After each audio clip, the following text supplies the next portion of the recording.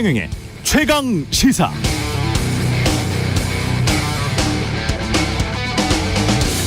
네, 공동주택의 공시가격이 역대 최대치로 떨어져서 국민 세금 부담도 20% 넘게 줄어든다고 정부가 밝혔습니다. 그런데 그렇게 자화자찬하는 게 맞나 이런 의문이 듭니다. 일단 세금 부담이 20% 넘게 줄어든 국민은 한정된 특정 계층의 국민, 최소한 유주택자 60%에 해당해야 재산세 부담이 줄어들고요. 전체 국민 중 60%인 유주택자 중에서도 수십억 원짜리 고가의 주택 소유자일수록 세금 절감액이 1,000만 원, 100만 원 이렇게 팍팍 더 커지는 게 당연합니다. 또 종부세까지 깎였으니 혜택은 더 가겠죠. 또 세금이 준 건 그들의 집값이 지난해 크게 떨어진 게 주 원인이니까 집값 떨어졌는데 세금 줄어서 행복하다고 할 사람이 몇 명이나 될까? 그것도 의문이고요. 게다가 당장 재산세, 종부세 줄어들어서 세수가 줄어든다고 하니까요. 다른 세금을 올리든지 정부의 기존 사업들을 축소하든지 해야 할 텐데 특정 계층의 세금이 줄어든 걸 나머지 국민들 세금 인상으로 충당하거나 기존의 혜택을 줄이겠다? 만약 실제로 그렇게 되면 세수 부족으로 이런 일이 발생하면 정부가 공정한 세정을 하고 있는 것인가 반문이 나올 수밖에 없습니다. 무엇보다 지금 경제 상황은 국민 일부가 세금 준 것을 국민 부담 준 것이다 이렇게 자화자찬하고 치장할 게 아니라 국민 대다수가 가난해지고 있는 현실을 걱정해야 하는 것 아닌가요? 한국은행의 최근 통계에 따르면 지난해 한국의 1인당 국민소득 GNI는 32,661달러로 2021년에 비해서 7.7%나 줄었습니다. 네, 안녕하십니까. 3월 24일 세상에 이익이 되는 방송 최경영의 최강시사 출발합니다. 저는 KBS 최경영 기자고요. 최경영의 최강시사 유튜브에서도 실시간 방송하고 있습니다. 문자 참여 짧은 문자 50원, 긴 문자 100원이 드는 샵9730 콩어플 무료고요. 오늘 최강시사 선거제 개편안 관련해서 정개특위위원인 정의당 심상정 의원 만나보고요. 이상민 더불어민주당 의원 그리고 금요일에 힐링타임 3부에는 뉴스는 쉽니다 준비되어 있습니다.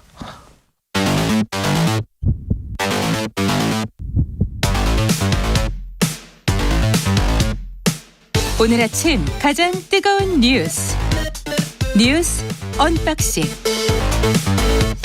자, 오늘 뉴스 언박싱 확장판입니다. 본격적으로 시작하기에 앞서서 가상화폐 테라 루나 폭락 사태 핵심 인물이죠. 권도영 테라폼 랩스의 대표로 추정되는 인물이 유럽 몬테니그로에서 체포됐다는 소식, 그리고 한 가지 더 전해드리면 북한 관영매체 조선중앙통신이 조선노동당 중앙군사위원회가 21일부터 어제까지 사흘 동안 새로운 수중공격형 무기체계 핵 무인 수중공격정이라고 합니다. 이 수중폭발 시험을 했다고 주장하고 있다. 이런 보도가 나왔네요. 예.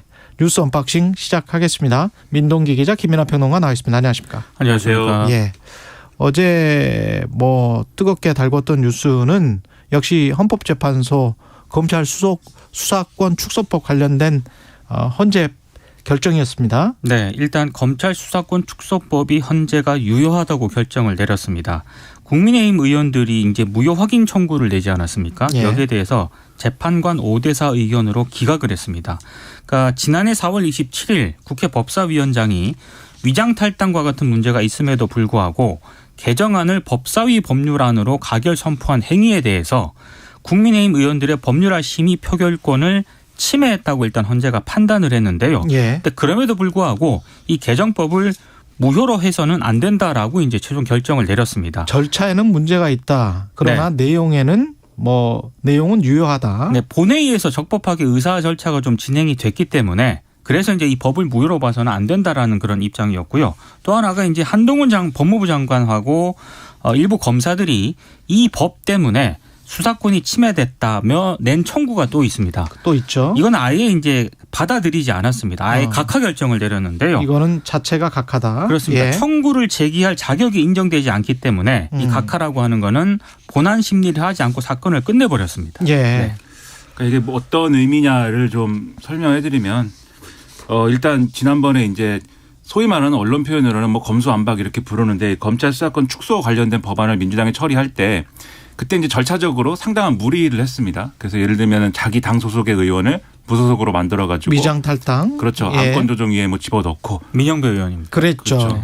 그리고 그런 절차를 막 거쳐가지고 무리하게 진행한 것에 대해서는 그 법사위에서의 논의 과정이 국민의힘 의원들이 이 법안을 심의하고 이렇게 논의해야 될 그러한 기회를 주지 않는 것으로 최종적으로 이제 그러한 효과가 된 것이고 또 그것을 근본으로 해서 볼 때 이 다수결의 원칙이 제대로 적용되지 않은 것이다. 이렇게 헌법재판소는 판단을 한 겁니다. 그래서 그 절차는 문제가 있다라고 분명하게 지금 지적을 한 거예요. 그런데 예.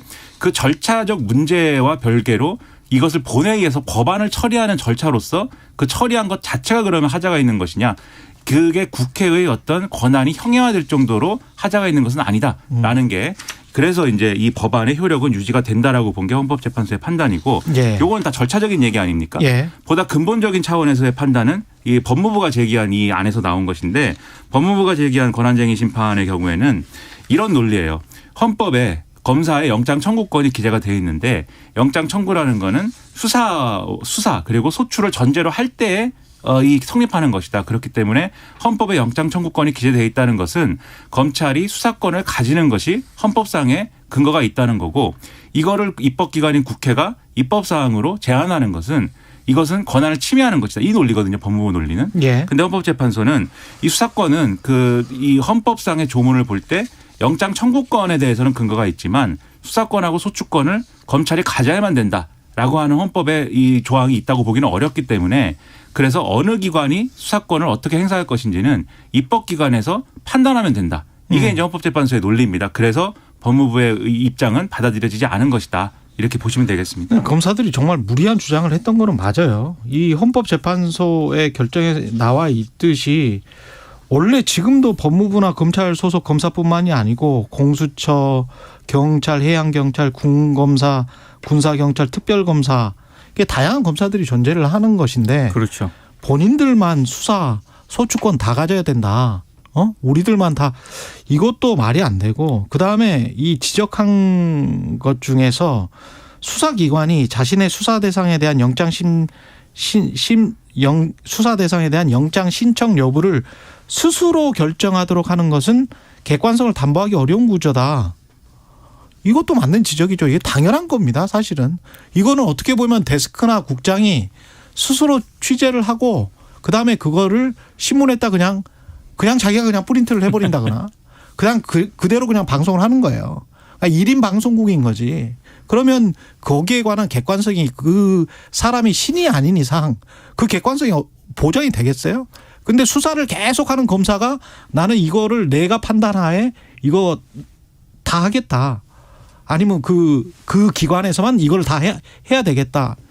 이건 정말 사실은 오만했던 그런 주장인 그러니까 것이죠. 좀 이 헌재 결정에 비판적인 의견도 있지 않습니까? 그러니까 어떻게 절차상으로 문제가 있다고 이렇게 판단을 해놓고서는 법은 또 유효라고 인정을 하냐 이제 이건데 근데 헌재 결정문을 자세히 보시면은요 이미 이 핵심은 검찰 수사권 조정이지 않습니까? 예. 근데 이 검찰 수사권과 관련해서는 이미 우리가 여러 차례 이 행정부 내에 특정 국가기관에 독점적이고 배타적으로 부여했다는 것이 아니라는 이미 결정을 우리가 이미 여러 차례 했다.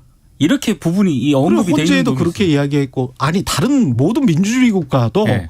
어지간한 선진국가 중에서 이렇게 안 하는 데가 어디 있어요. 그러니까 이걸 이미 네. 우리가 여러 차례 결정을 했는데 왜 이걸 또 가지고 왔느냐. 그러니까. 약간 이런 취지였던 것 같아요 보니까. 그러니까 그동안의 논의가 검사들이 너무나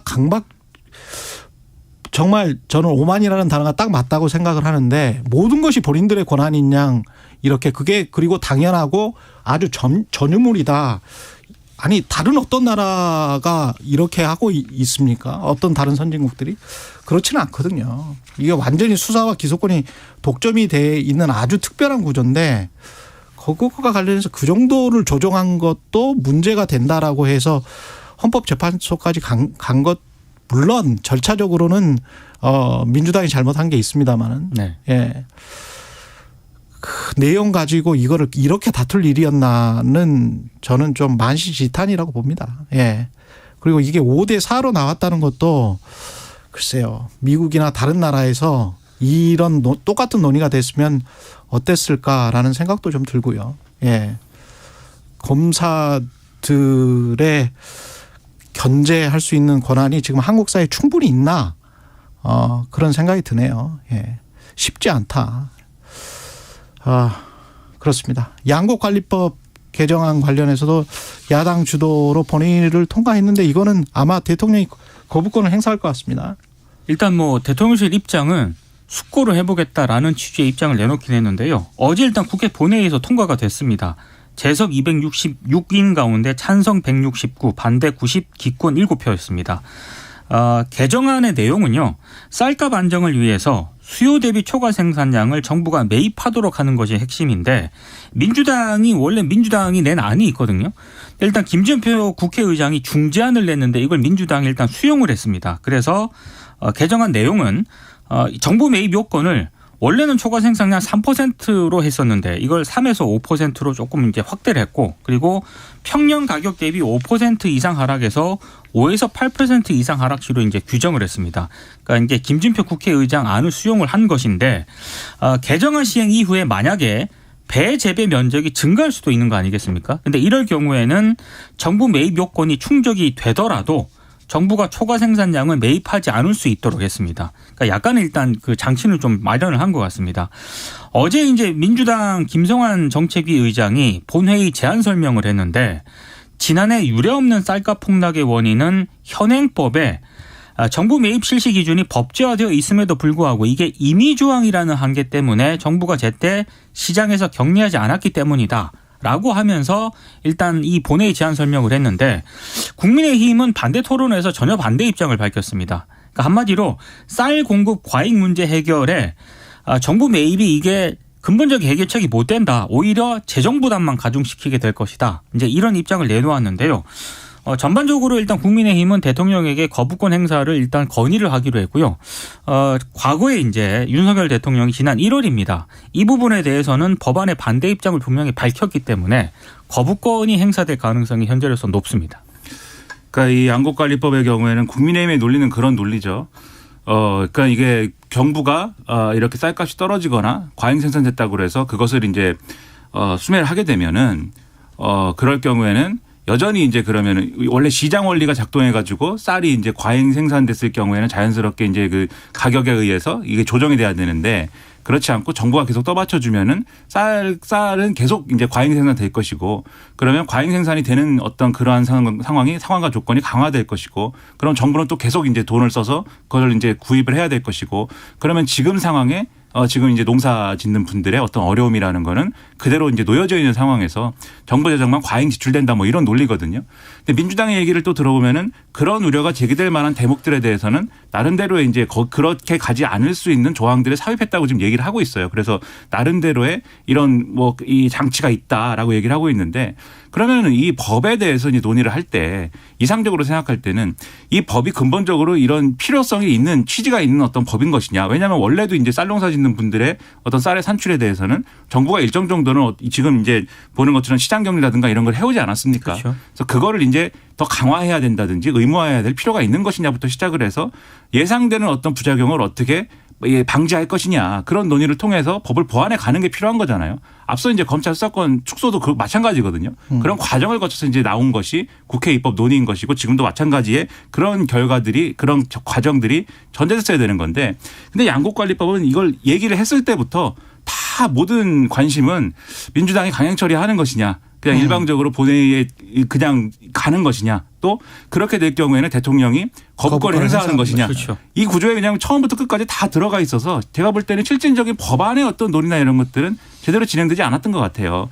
그러다 보니까 지금도 사실 실제로 농민들이 어떤 상태고 앞으로 우리 농업이 어떻게 돼야 되느냐에 대한 논의는 뒷전이고 사실 결국은 거부권 행사를 하고 이것이 이제 법이 어떻게 되는 거냐 이 얘기만 있거든요. 그런 예. 점에서는 이 논의가 참 답답하다고 생각이 됩니다. 네, 대통령 거부권 행사할 것 같죠?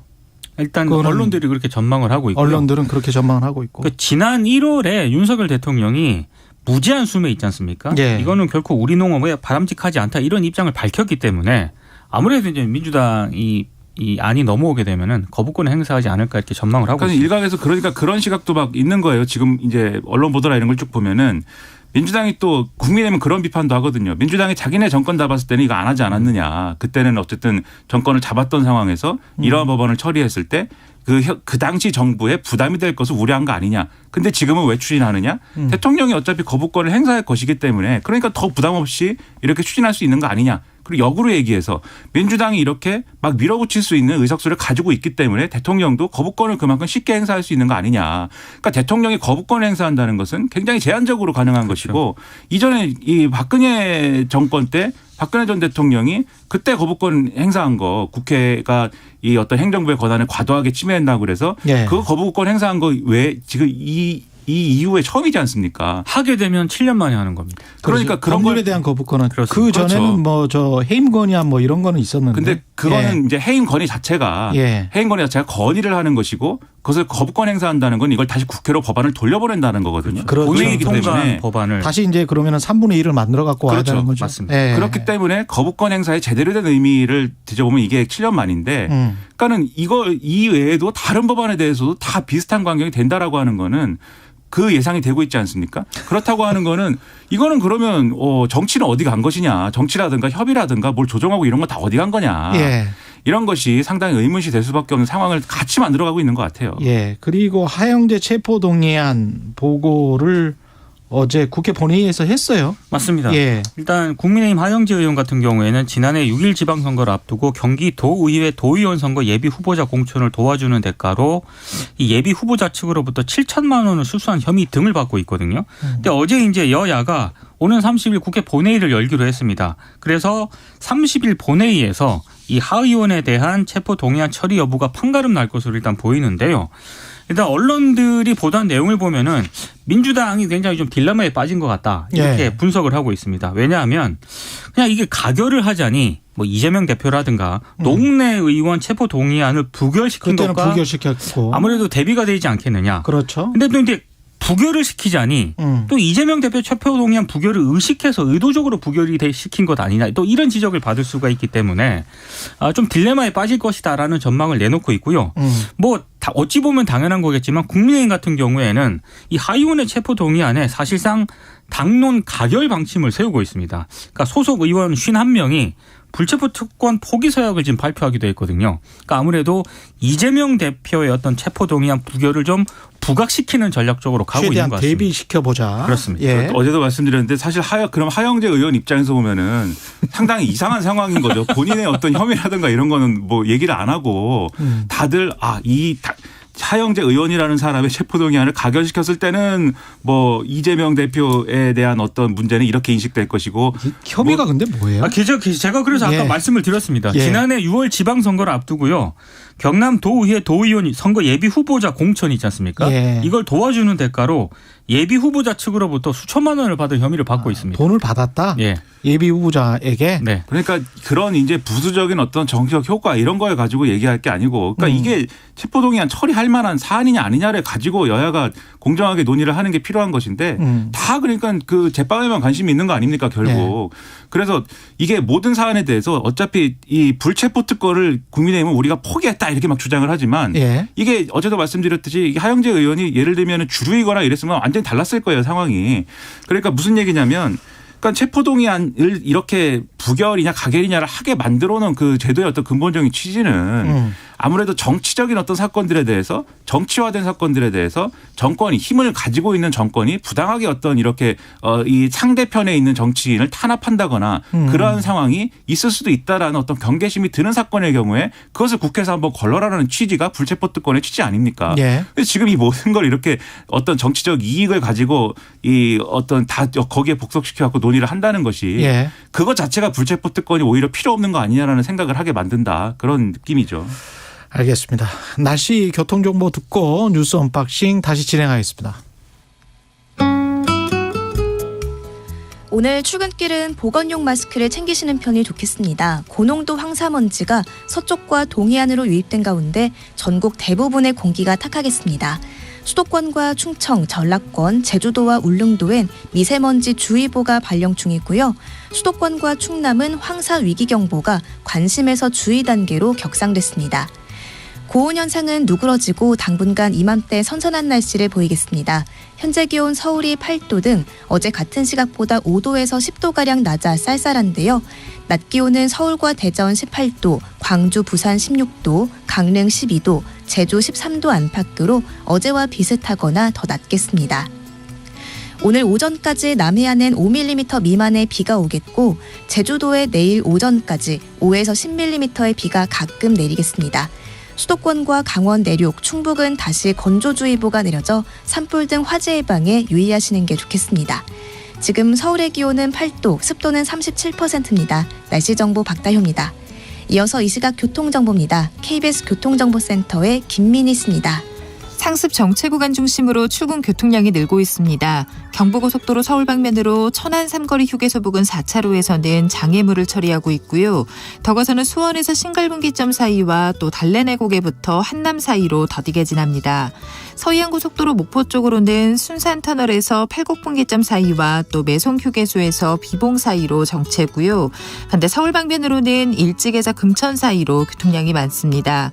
수도권 제1순환고속도로 일산에서 판교 쪽으로는 계양에서 송내 사이와 도리분기점에서 수암터널 부근, 다시 하기분기점에서 청계터널까지 더딘 흐름 이어지고 있습니다. KBS 교통정보센터였습니다. 최경영의 최강시사는 여러분과 함께합니다. 짧은 문자 50원, 긴 문자 100원이 드는 샵 9730. 어플 콩과 유튜브는 무료로 참여하실 수 있습니다. 네, 뉴스 언박싱 민동기 기자 김민아 평론가와 함께하고 있습니다. 아까 그 헌재 판결 이야기를 할 때 한동훈 장관이랄지 정부 쪽 반응을 소개를 안 했는데 그것도 좀 소개를 해 주십시오. 그러니까 한동훈 법무부 장관이 어제 이제 헌재 결정이 나온 이후에요. 법무부 장관으로서 일단 헌재 결정을 존중을 한다 이렇게 얘기를 하면서도 예. 위헌 위법이 있음에도 법안이 유효하다는 결론에 공감하긴 어렵다 이렇게 얘기를 했고 본인이 이제 자신들이 듣고 싶었던 건 이른바 검찰수사권 축소법 입법에 어떤 문제가 있는지 어떤 위헌성이 있는지에 대한 답이었는데 재판관 5분의 입장을 보면 앞으로도 뭐 이런 식의 회기 쪼개기나 위장탈당 입법을 해도 괜찮은 것처럼 들린다. 이런 부분에 대해서는 굉장히 유감스럽게 생각한다. 이런 취지로 답을 했고요. 이제 김기현 국민의힘 대표 같은 경우에는 거짓말을 했는데 허위사실 유포가 아니라는 뭐 이재명 대표에 대한 대법원 판결을 옮겨온 것 같다. 네. 그리고 음주하고 운전했는데 음주운전에 해당되지 않는다는 이런 회계망측한 논리가 어디 있느냐. 헌재가 아니라 정치재판소 같다. 상당히 격한 어떤 반응을 쏟아냈습니다. 예를 들어서 이제 절차적인 문제가 있다고 해서 그 절차적인 문제가 있는 법안은 다 그럼 처리된 것이 무효이냐라고 하면은 과거에 이제 미디어법이라고 있지 않습니까? 미디어법 처리할 때도 대리 투표하고 뭐 이래가지고 그게 한번 논란이 된 적이 있거든요. 그렇죠. 근데 그때도 법안의 효력은 이 유지를 했어요. 이 결정한 것 자체는. 예. 그러니까는 그런 의문을 가질 수는 있는데 그러나 다른 이제 판례나 이런 걸 보면은 그 효력이 유지되는 거는 또 이 전례가 있는 거여서 그것 자체가 무조건 잘못된 것이다라고 얘기하기보다는 헌법재판소의 정확한 그 판단 내용, 국회의 권한이 형해화될 정도에 이르는 과정은 아니었다라고 한 거에 대해서 주목을 하는 게 필요한 것 같고 그렇죠.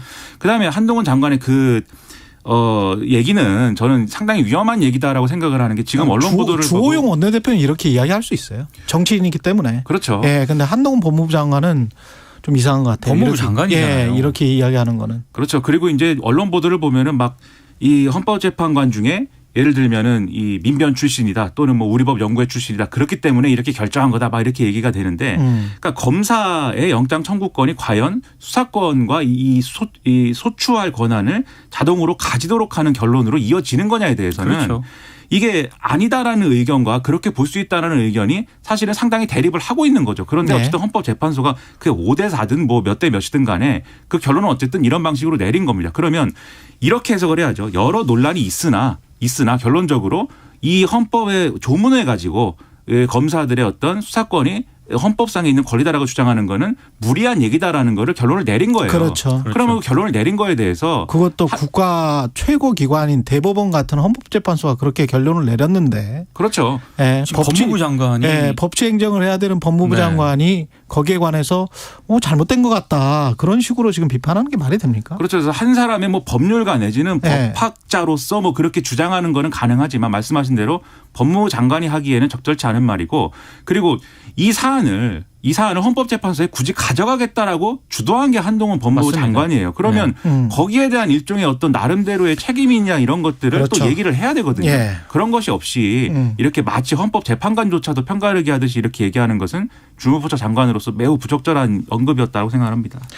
이게 아까도 검사들에 관해서 이야기를 했습니다마는 계속 오만하게 비춰지는 거예요. 이렇게 하면. 네. 본인들만 절대선이고 절대 진리고 어떤 악을 척결하는 것처럼 이야기를 하는데 실제로 하는 행태들은 검사들 봐주는 거는 또 내부에서는 엄청나게 또 봐준단 말이죠.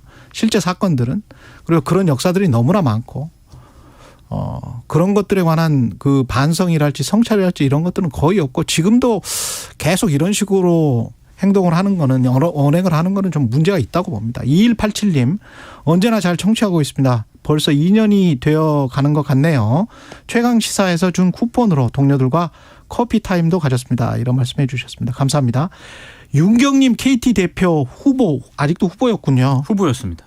사퇴 아직 취임을 못했었네요. 이분이. 네. 이사회에서 원래 선임이 됐었죠. 네, 내정 16일 만에 예. 결국에는 이제 사퇴 수순을 밟게 됐는데요.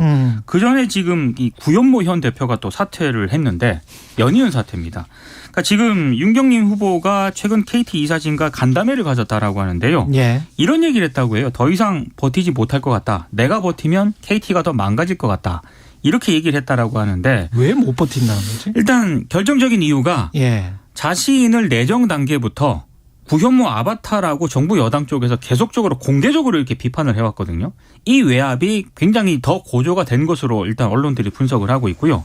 그리고 최근에 윤석열 대선 캠프 출신인 임승태 법무법인 화우 고문이 지난 8일 KT 사회이사 후보에 내정이 됐었거든요. 근데 갑자기 이틀 만에 철회가 됐습니다. 그리고 윤 대통령의 고등학교 선배인 또 윤정식 KT 스카이라이프 대표 내정자 역시도 정치권에서 뭐 이런저런 얘기가 나오니까 갑자기 대표직을 포기했거든요. 그러니까 이런 것들이 결국에는 뭐 정부 여당의 전방위적인 압박 이런 게 좀 영향을 미친 것 아니냐 이런 해석이 좀 나오고 있는 거고요.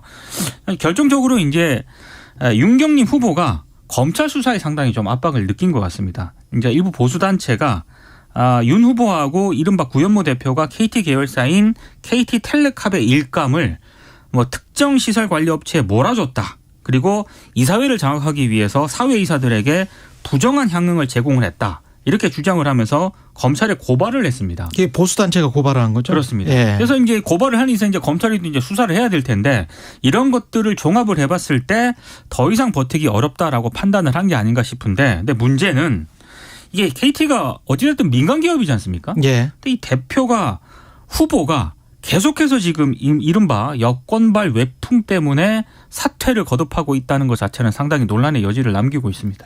그러니까 이게 이런 거죠. 그러니까 구현모 전 대표가 연임을 하는 것은 부적절하다. 이런 논리. 그다음에 지금 이제 윤경림 이 대표이사 후보가 또 되는 것은 대표이사가 되는 것은 부적절하다. 이런 것들을 그 전에 집권여당의 박성중 의원이 왜 내부에서만 4명을 뽑았느냐 그러면서 기자회견도 갖지 않았습니까? 맞습니다. 정확히 네. 얘기하면은 이게 선출 절차가 있었지 않습니까? 예. 최종 4명을 꾸리는 과정에서 예. 4명을 선택하는 과정에서 원래 이제 여당에 가까운 정치인 또는 전직 장관에 가까운 사람들이 탈락을 했어요. 그리고 4명이 내부 출신만 남았는데 그리고 어떤 이름들이 막 오갔습니다. 사실은 네. 기자들 사이에서. 그 윤진식 예. 전 장관이라든지 예. 그리고 김성태 권은희 근데 우리가 아는 김성태 그 유명한 김성태 권은희가 아닌 예. 다른 유명하지 않은 정치인 출신 동명이인입니다. 예, 그렇죠, 그렇죠. 김성태 권은희 그 2명 뭐 이런 여러 가지 이름들이 있었는데 예. 근데 여기서 여당이 그러니까 이게 이상한 거예요. 여당이 이제 왜 우리가 넣고 싶은 사람을 못 넣게 하느냐라고 얘기는 하진 않아요. 근데 그렇죠. 여기서 드는 명분이 뭐냐면 구현모 전 대표의 경우에는 소위 말하는 KT 쪼개기 후원 논란에 연루가 돼 있습니다. 이전에 이제 그 문제가 있었어요. 그리고 그게 예. 수사 재판을 통해서 관여됐다는 게 밝혀졌기 때문에 그게 이제 연임을 해서는 안 되는 인사이다. 예. 이 주장을 한 것이에요. 그리고 여기에 더해서 이 윤경림 대표이사 후보의 경우에는 예. 쉽게 얘기하면 구현모 라인이기 때문에 안 된다 이거였어요. 근데 이런 주장을 그러니까 주주들이 막 하고 내부에서 뭐 그런 지적이 있다고 하면 그거는 그렇죠. 나름대로 잘 소화해서 그렇죠. 해소하면 되는 것인데 이사회에서 그렇죠. 예. 대통령실 그리고 여당 이런 데서 나와가지고 이 민간 기업의 어떤 그 회장 선임하는 문제에 대해서 그런 식의 주장을 한 게 결론적으로는 앞서 탈락한 사람들을 넣고 싶어서 그런 거 아니냐. 이 얘기로 갈 수밖에 없는 거거든요. 그리고 검찰 수사 말씀하셨는데 윤경림 대표이사 후보의 경우에는 그 쪼개기 후원이라든지 이전의 논란과는 직접적으로 연루돼 있지 않아요. 그러니까 이 보수 시민단체가 추가적인 어떤 의혹을 제기를 하고 검찰에 고발을 하고 지금 검찰이 본다는 거는 앞서 말씀하신 그 내용도 있지만 이게 구현모 전 대표 쌍둥이 형이 운영하는 자동차 소프트웨어 벤처 기업을 2021년에 현대자동차가 인수를 하는데 그때 현대차 그룹의 부사장이 이 윤경림 사장이었다. 예. 그래서 그게 그 대가로 KT본으로 들어오고 그러면서 내부 인사가 된 거 아니냐 이거를 본다는 거예요. 그러면 그런 의혹 제기 이런 거에 대해서 당연히 이 사람은 부담을 갖죠. 그렇죠. 이게 다 뒤죽박죽이 돼버린 건데 결국은 이게 올바른 문제 제기일 수도 있는 것을 여권이 개입을 하고 대통령실이 언급을 하고 이러면서 외압 논란이 돼버린 것이니까 그게 오히려 정치적으로는 부적합한 어떤 행동이 아니냐 이런 생각이 들 수밖에 없다는 거죠. 예. KT 대표는 누가 될지 참 궁금합니다. 누가 되는지를 보면 예. 이 논란의 핵심이 뭐였는지가 거기서 드러나는 겁니다. 그러면. 그리고 혹시 누가 누구를 의중에 담고 있는지도 궁금해요. 근데 문제는 누가 예. 되느냐도 중요하지만 예. 만약에 지금 윤 후보가 사퇴를 했잖아요. 예. 그러면은 또 새로 선임할 때까지 수장이 공백이 되는 거 아니겠습니까? 그렇죠. 이렇게 되면은 주요 사업 추진할 동력이라든가 이런 게 결국에는 또 상실이 되는 거예요. 근데 이게 100% 민간회사란 말이죠. 네. 옛날에는 공기업이었지만 다 이렇게 주주들한테 다 줘버렸기 때문에 그러면 이게 주주자본주의가 보통 의사결정을 하는 거는 이사회, 주총 이거 두 곳밖에 없는 거 아니에요? 맞습니다. 근데 이사회에서 했는데 두 번이나 했는데 두 번이나 이렇게 되고 뭐 어떻게 하라는 이야기지?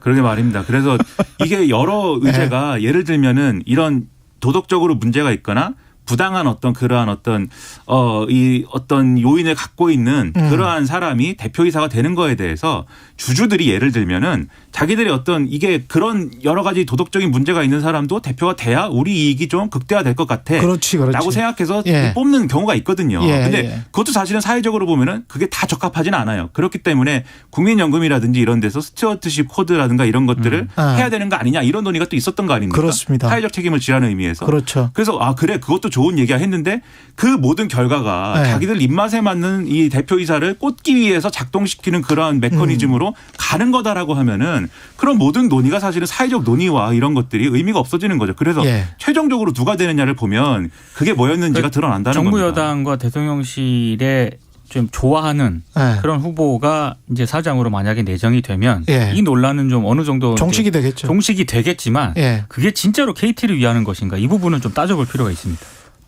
그러네요. 예. 우리나라 자본주의의 실상인 것 같습니다. 예. 이재명 민주당 대표는 계속 그 대표직을 유지를 하고 있는데 민주당 내에서 이러저러한 지금 주장, 여진들이 계속 나오고 있습니다. 그러니까 원래 김의겸 민주당 대변인이 예. 이 브리핑을 할 때요. 뭐 거의 만장일치로 뭐 이런 결정을 했다라고 했었거든요. 예. 그런데 어제 전해철 의원으로부터 당무위원회에서 본인이 한 발언을 소개해달라 이렇게 요청이 있었다라고 하면서 다시 브리핑을 했습니다. 만장일치가 아니었다. 그러니까 만장일치하고 이제 전해철 의원은 아니라고 얘기를 하고 싶었던 것 같아요. 그래서 본인은 기권하고 당무위에서 퇴장을 했다. 이런 내용을 전했다라고 하는 거고요. 전해철 의원은 이런 주장입니다. 이재명 대표가 오전 11시 기소가 됐는데 예. 당무위로 오후 5시에 소집하는 것이 촉박하고 부자연스럽다. 그리고 당헌 80조 1항에 명시된 직무정지가 기소와 동시에 자동 정지가 되는지 해석의 논란이 있었다. 아마 이렇게 얘기를 했다고 합니다. 그래서 이제 이런 부분들에 대해서 본인은 이렇게 얘기를 했으니 대변인이 이런 부분에 대해서 얘기를 해달라 이렇게 요청을 했던 거고요. 어제 그래서 김의겸 민주당 대변인이 이 부분을 다시 브리핑을 한 것이고 그리고 뭐 조응천 의원이라든가 뭐 김종민 의원이라든가 이런 흔히 말해서 비명계 의원들이 뭐 라디오 인터뷰라든가 뭐 비공개 의총 비공개 발언을 통해서 뭐 3, 4일 정도 숙고해서 이렇게 똑같은 결론이 나더라도 민주적인 절차를 거쳐서 해야지 왜 이렇게 졸속으로 하냐 또 이렇게 항의를 한 것으로 일단 보도가 되고 있습니다. 그러니까 같은 결정이라 하더라도 절차적인 정당성을 얼마나 잘 지켰느냐라고 비춰지는 게 중요한 거예요. 이런 그러네요. 결정은. 예. 만장일치라는 말을 쓴 거는 그건 오보인 것이고 다만 이제 뭐 반대가 없었다라고 표현할 수는 있겠죠. 전해철은 어쨌든 기권한 거니까. 근데 그렇게만 표현했으면 문제가 없었을 거를 굳이 만장일치다. 굳이 우리가 다 이 방향으로 갔다. 이렇게 얘기하고 싶은 그 마음은 어디서 왔느냐. 저는 민주당의 사람들이 돌아봐야 되는 거 아니냐 생각합니다. 해석도 이게 바로 정지가 된 다음에 그다음에 이거를 논의를 해야 되는 건지 아닌지에 관해서도 서로 지금 달리고 그런 논란이 있으면 그렇죠. 차라리 정지시키고 다시 결정하는 게 차라리 나은 거지 않습니까? 논란이 없고. 조무천 의원은 직무 정지가 안 됐으니까 여기까지. 예. 사망을 적용할 수 없다라고 얘기를 하고 있습니다. 예. 민동기 기자 김민하 평론가였습니다. 고맙습니다. 고맙습니다. 예. 회사의 가장 중요한 게 함께 일할 사람인데 든든한 인재도 구하고 회사 운영도 함께 고민해야죠. 사장님, 아직 모르세요? 청년을 채용하는 중소기업을 도와주는 청년 일자리 도약 장려금. 올해부터 2년간 1,200만 원으로 더 크게 지원합니다. 청년에겐 기회를, 기업에겐 활력을. 청년 일자리 도약 장려금. 취업 포기하고 싶었죠. 일하고 싶은데 내 자리는 없는 것 같았어요. 그런데 청년 일자리 도약 장려금 덕분에 제 자리를 찾았어요. 청년에겐 기회를, 기업에겐 활력을. 청년 일자리 도약 장려금. 올해부터 2년간 1,200만 원으로 더 크게 지원합니다. 지금 검색창에 도약 장려금을 입력하세요. 나중에 아는 일이지만은 남자아이였고요. 역시나 10살짜리더라고요. 그래서 그 아이를 꺼내가지고 절것에 옮겨서 이렇게 구급차로 이송을 했는데, 그래도 저희가 한국구조대가 현장에 빨리 도착을 해서, 한 명의 생존자를, 그것도 어린 남자아이를 구할 수 있는 것 같았습니다. 2023 KBS 연중기획 기억을 기록하다. 현장이 일단은 참 뭐라고 말하기 힘들 정도로 다 무너져 있는 상태고요. 뭐 도로나 이런 것도 거의 막혀 있어서 우회하고 돌고, 첫날 유가족들의 간곡한 부탁으로 차마 송기를 뿌리칠 수가 없더라고요. 그래가지고 시즌 수습을 한 2구 정도 해서 바로 인근 가족들한테 인계를 한 적이 있습니다. 조금만 더 일찍 도착을 했었으면 뭐 그분들도 좀 이렇게 생존자로 구조를 할 수가 있었을 것 같은데, 그래도 저희는 한 명이라도 더 생존자를 구하기 위해서 현장에서 또 여기저기 또 구조해달라는 그런 제보들이 많아가지고 뭐 다른 거 뭐 생각할 저릴이 없었습니다. 저희가 여기저기 막 다니느라고 진짜 정신없이 보냈습니다. 튀르키예 긴급 구호대원으로 다녀온 양영한 소방경은 기억합니다. 28년 전 삼풍백화점 붕괴 현장에서 마지막 생존자를 구했습니다. 이후로 천직이 돼버린 구조대원. 그 어떤 재난보다 더 무서웠던 것은 소중한 생명을 미처 살리지 못한 것이었습니다. 수많은 공포 속에서도 혼신의 힘을 다한 구조활동은 수많은 기적을 만들어냈습니다. 당신과 대한민국의 기억, KBS가 기록합니다.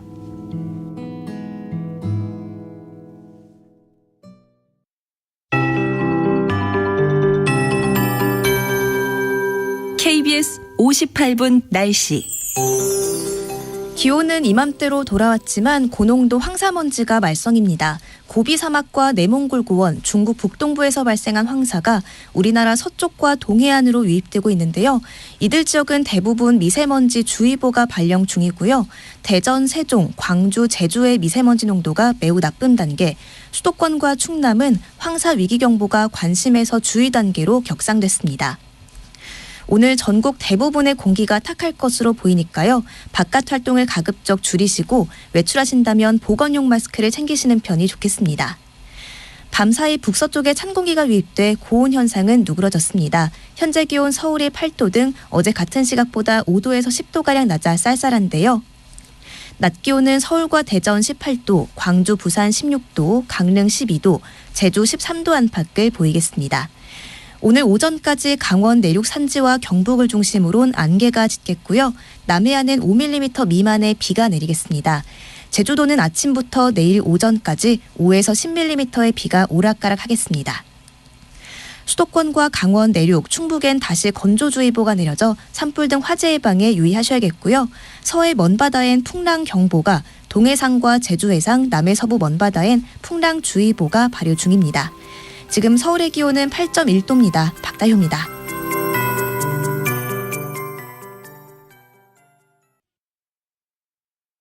정성을 다하는 국민의 방송 KBS가 8시를 알려드립니다.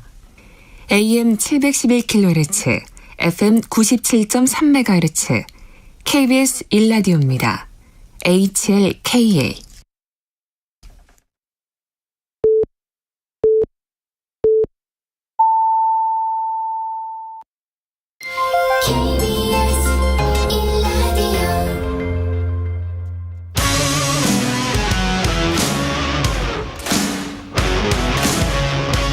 오늘 하루 이슈의 중심, 최경영의 최강시사. 네, 국회 정치개혁특별위원회가 국회의원 선거제도 개선에 관한 결의안을 의결했는데 어떤 내용이 나왔고 진전이 있을지, 그리고 다른 정치위원들도 좀 짚어보겠습니다. 정개특위위원이시죠? 정의당 심상정 의원 자리하셨습니다. 네, 안녕하세요. 예, 이게 지금 선거법 개정 위한 전원위원회 일정은 미뤄졌는데 왜 그렇습니까? 서로 간에 좀 그 이해가 그렇습니까? 맞아서 연기가 된 것 같습니다. 왜냐하면 아무 소리가 안 났기 때문에. 아무 소리가 안 났다. 예, 그러니까 이제 국민의힘 같은 경우는 대표 선출된 지 얼마 안 되니까 예. 좀 준비할 시간이 필요했던 것 같고 또 이제 민주당 같은 경우에는 지금 한일회담 등 쟁점이 많으니까 대정부 질의가 앞서는 것도 좋겠다 이런 판단을 하셨던 것 같아요. 예. 근데 어쨌거나 이제 아주 미뤄진 건 아니고 30일 날 30일 본회의에서 전원위원회 구성을 하고 예. 이제 본회의 끝난 직후에 바로 1차 전원회의를 소집을 해서 이제 안건 설명까지는 할 겁니다. 그래요? 그리고 이제 그다음 주 월화수 3, 4, 5일이 대정부 질의니까 아무래도 이제 6일부터 전원위 토론이 이루어질 것 같아요. 쟁점이 뭔가요? 지금 세 가지 안이 의결이 됐는데 정개특위에서. 네. 근데 어떤 안은 국민의힘이 좋아하는 것 같고 어떤 안은 민주당이 좋아하는 것 같고 어떤 안은 정의당이 좋아하는 것 같고 그렇습니까? 저희는 이번에 예. 이제 안을 따로 내지는 않았습니다. 세 가지 안이 지금 제출돼 예. 있는데 이제 민주당이 2가지 안을 냈고요. 예. 그 내용은 하나는 이제 지금처럼 지역에서 소선거구제 1명씩 뽑고 이제 비례제는 권역별로 해서 준연동을 적용시키자, 이게 이제 1안이고요. 예. 이제 두 번째 민주당이 낸 안은 대선거구제, 정당 명부 대선거구제인데 예. 이게 무슨 얘기냐면 이제 정당 지지율로 의석수는 정하고 그 의석수만큼은 직접 투표로 뽑는다는 겁니다. 그래서 예. 한 지역에서 4 내지 7명씩 뽑는 안을 냈고요. 예. 그렇기 때문에 이제 비례는 권역이 아니고 전국 병립으로 가자 이렇게 돼 있고, 국민의힘 쪽에서 낸 안은 이제 도농복합 선거구제죠. 쉽게 말하면은. 그래서 특광역시 같은 데는 이제 3에서 5인 정도로 선출하고 예. 나머지 지역은 1인 선거구로 유지하면서 예. 이제 비례는 권역별로 하되 병립으로 가자, 이렇게 지금 안이 돼 있습니다. 그러면 정의당은 안을 안 냈다고 하셨는데 1, 2, 3안 중에서 뭐를 선호하십니까? 그러니까 이제 이 권역별이다, 연동이다, 준연동이다, 병립이다 이런 것은 하나의 예. 이제 그 장치, 기제일 뿐이죠. 예. 핵심은 뭐냐면 이번 선거제도 개혁의 이제 취지가 뭐냐. 가장 중요한 취지는 이제 우리 국민들의 1인 1표의 등가성을 회복하는 거거든요. 등가성. 그러니까 이제 한 50% 정도가 사표로 예. 가지 않습니까? 그리고 국회의원은 이제 한 표만 얻어도 당선이 되니까. 그렇죠. 그러니까 사실은 이제 대한민국 국회가 이미 절반 국민의 뜻은 이제 버리고 이제 국회가 운영이 되는 거거든요. 예. 그렇기 때문에 국민 대다수를 대변하는 국민을 닮은 국회라고 볼 수 없는 거죠, 원천적으로. 그렇죠. 그리고 이제 한 표만 얻으면 당선이 되니까. 한 표만 더 얻으면. 네, 예. 더 얻으면 당선이 되니까 많은 국민들의 동의를 구하기 위한 노력을 할 필요가 없습니다. 내 지지자만 결집시키면 돼요. 그렇겠네요. 네, 그러니까 예. 이게 국회까지 와서도 서로 이해가 다른 많은 국민들의 이해를 어떻게 조정하고 타협할 것인가, 여기에 노력을 하기보다 내 열성 지지층들에 부합하는 그런 선전장으로 활용되고, 그게 이제 지금 극단적인 양극화, 정치 양극화를 불러온 거거든요. 예. 그렇기 때문에 핵심은 비례성 강화다. 그러니까 지역구에서 이게 50%가 버려지는 것을 그러니까 말하자면 그래서 정당 지지율에 의석수가 부합할 수 있도록 그걸 보정하는 기능이 비례대표 기능인데 예. 지금 우리나라는 한 15%밖에 안 돼요. 비례대표 숫자가. 예. 그러다 보니까 1인 1표제에서 벌여지는 50%의 사표 이것을 보정하는 기능이 매우 취약한 겁니다. 예. 그러니까 선거제도 개혁의 핵심은 뭐냐면 비례대표 의석수를 늘리는 거죠. 그런데 이제 지금 세 가지 안에 구체적으로 비례대표 의석수를 어떻게 늘리겠다. 그 핵심은 지금 다 빠져 있고 논의 사항으로 되어 있는 겁니다. 국민의힘 쪽에 조경태 의원이랄지 이런 분들 그때 인터뷰를 해보니까 소선거구제로 하는 게 맞다. 오히려 비례대표를 줄여야 된다. 이렇게 이야기를 하시던데. 그분들이 뭐 오래된 얘기인데요. 오래된 이야기. 예. 결국은 이제 저는 지금 우리 정치가 극단적으로 양극화되고 있지 않습니까? 서로 간에만 격렬할 뿐 좀 국민을 위한 또 국가를 위한 어떤 그 제대로 된 결정 하나 만들어내지 못하는 지금 황무지가 돼가고 있단 말이죠. 네. 이 문제를 해결하기 위해서는 선거제도도 바뀌어야 된다. 그리고 바꾸려면은 의원 정수 확대도 불가피하다. 물론 국민의 동의가 전제돼야 되지만 그래서 저는 이제 의원 정수 확대도 불가피하다. 예. 그렇게 경우에 따라서 그렇습니다. 예를 들어서 이제 지역구 비례 의석수를 확보할 수 있는 방법은 세 가지밖에 없어요. 예. 하나는 지역구 의석을 줄이거나. 예. 근데 이건 이제 불가능하단 말이죠. 그다음에 이제 이거는 의원들이 반대하기 때문에 불가능하고. 그렇죠. 의원 정수 확대는 국민들이 반대하기 때문에 안 되고. 예.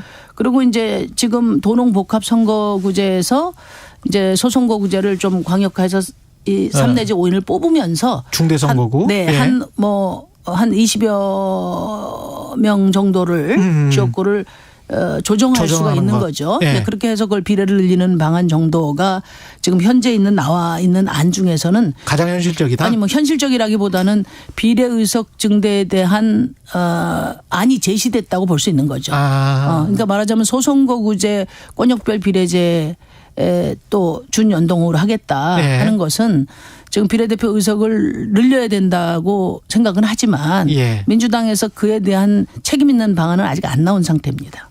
아까 말씀하신 것 중에서 2안 정도가 지금 아무래도 선호하시는 것 같네요. 그러니까. 아니 저희는 이렇게 말씀을 드렸어요. 현재 준연동형 비례제가 어쨌든 정치적 합의에 의해서 만들어지를 못하다 보니까 위성정당 같은 그런 그 민주주의 오점을 남겼지 않습니까? 기형적인. 그래서 이번에는 어쨌든 여야가 합의한 결론을 내야 하자. 되고 지금의 준연동형이 제도가 나타내는 결과 이상의 비례성이 보장된다면 그 어떤 제도적 구성도 다 열어놓고 생각하겠다. 이런 자세로 임하고 있습니다. 그런데 비례대표가 좀 늘어야지 다양성이 증진되겠다 이런 말씀이신 것 같은데 그거를 늘리려면은 선거구를 그래도 좀 조정을 해야 되는 문제가 있지 않습니까? 물론이죠. 예. 근데 이게 1년 앞두고 이게 가능합니까? 저는 좀 답답해 하시는 거 보니까 우리 최 기자님이 정치 개혁을 엄청 기대하시는 것 같은데요. 아니, 보니까 지금 말씀하시는 거 봐서는 지금 일정상 불가능할 것 같다라는 생각이 좀 들었어요. 근데 이제 저는 이제 이번에는 반드시 돼야 되고 될 수 있다고 보는 게요. 무엇보다도 국민들이 정개특위의 여론조사에 따르면 72%가 선거제도 바꿔야 된다고 하고 있고 왜 바꿔야 되냐? 다양성을 중요하죠. 다양성을 핵심으로 들었고요. 의장실에서 한 그 웹조사를 보면 90%가 선거제도 바꿔야 된다고 합니다. 그래서 이 선거제도 개혁에 소극적인 작은 이익에 집착하는 이런 이제 정치인들이 내년에 그 국민들에게 선택받는데 좀 어려움이 있을 거라고 봐요. 기득권을 좀 버려라. 네. 그리고 어느 때보다도 여건이 좀 괜찮습니다. 이번에. 19년 만에 전원위원회를 선거제 안건으로 하고 있고요. 대통령이 또 연초에 선거제 개혁의 필요성을 이야기하셨고 국회의장이 엄청 열의가 있습니다. 또 국회의원도 지금 147명이 초당적 의원 모임 만들어서 지금 뒷받침을 하고 있거든요. 열심히 해보겠습니다.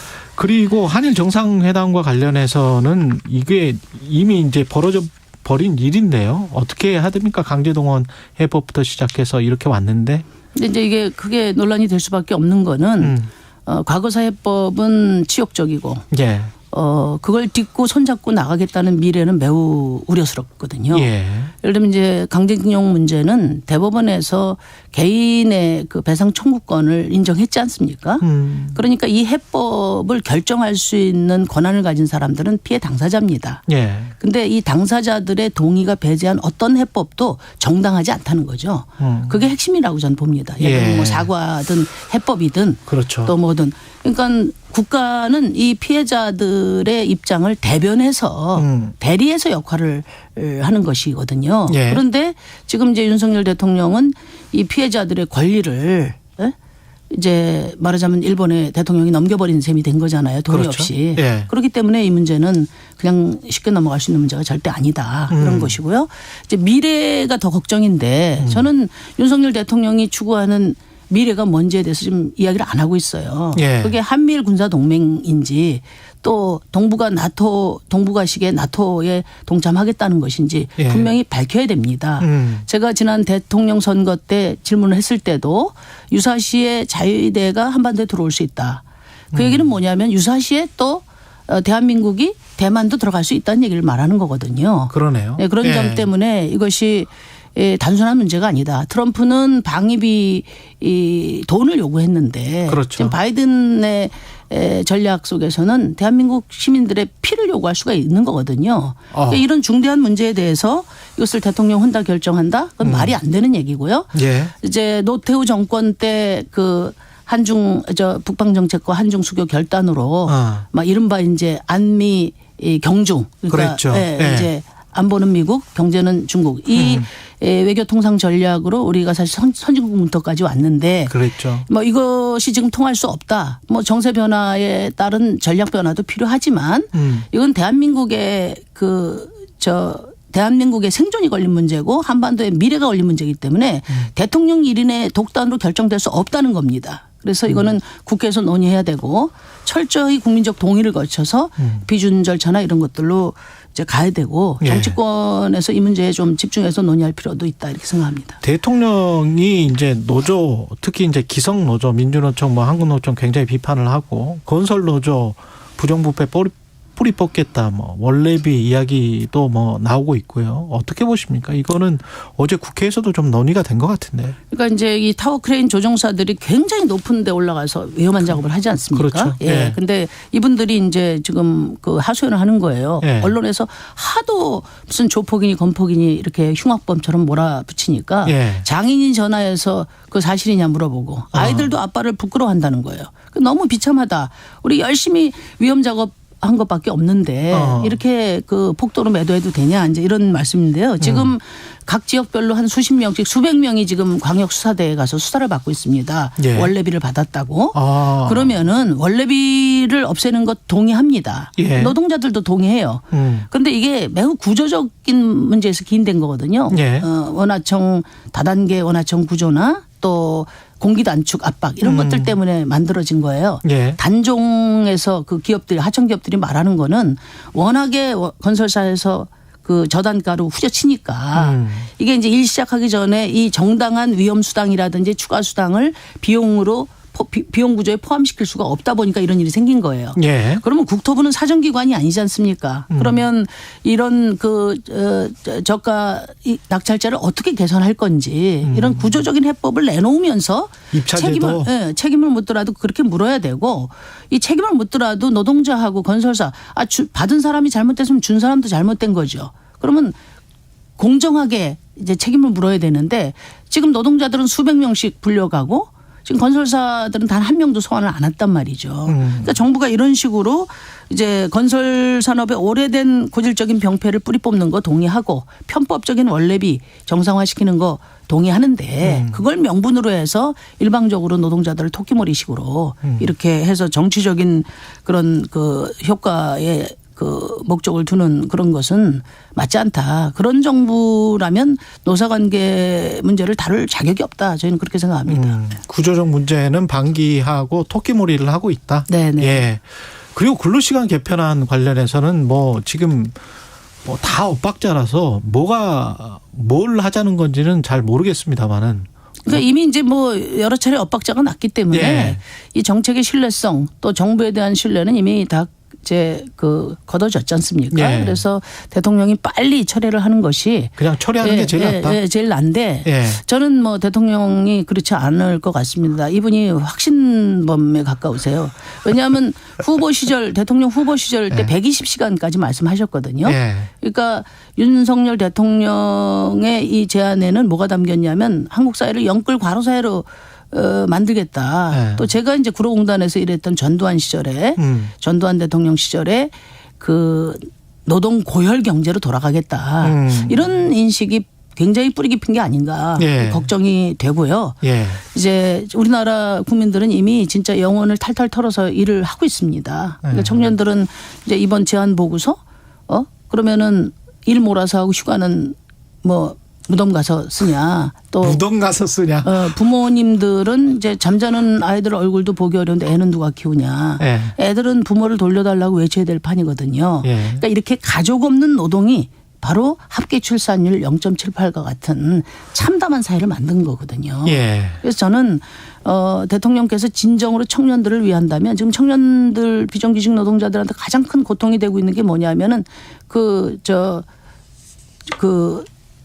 근로 노동 시간을 임금을 쳐주지 않는 공짜 노동.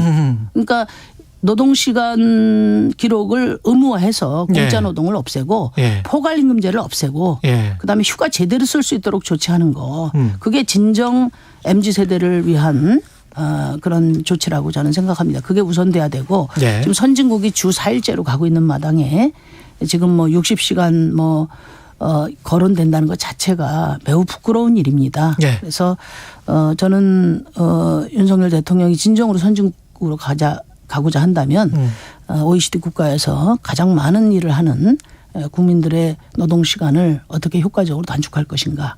이것에 좀 더 집중해 주시길 바랍니다. 예, 여기까지 듣겠습니다. 심상정 정의당 의원이었습니다. 고맙습니다. 네, 감사합니다. 여러분은 지금 KBS 1라디오 최경영의 최강시사와 함께하고 계십니다.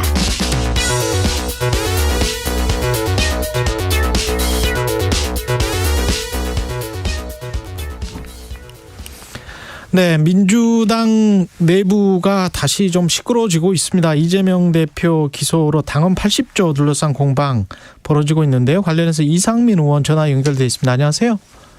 네, 안녕하세요. 예, 뭐 기소를 했고 기소는 예견을 의원님도 하셨죠? 네, 뭐 대체로 예견 할 수 있는 거였습니다. 예, 내용은 어떻게 보셨어요? 공소장 네? 내용, 공소장 내용은 어떻게 보셨습니까?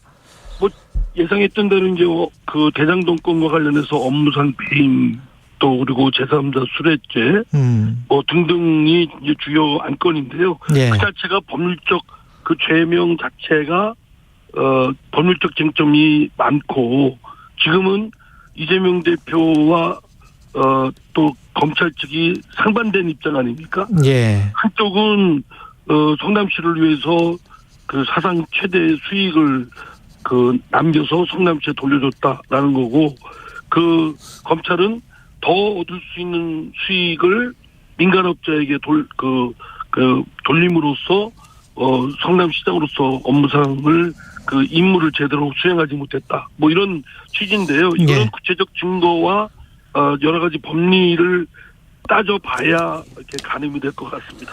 진실은 사법부의 판단을 봐야 좀 알 수 있겠다 이런 말씀이신 것 같고요. 정치적 증거와 법리로서만요. 예. 정치적으로는 민주당 내에서 이 문제를 어떻게 이제 해결해야 될까? 그래서 이제 당무위가 열려서 결정이 됐는데 그 과정 그다음에 그 안에서 뭐 전해철 의원이 했던 이야기가 제대로 전달이 안 됐다. 뭐 이런 거 가지고 계속 보도가 나왔는데요.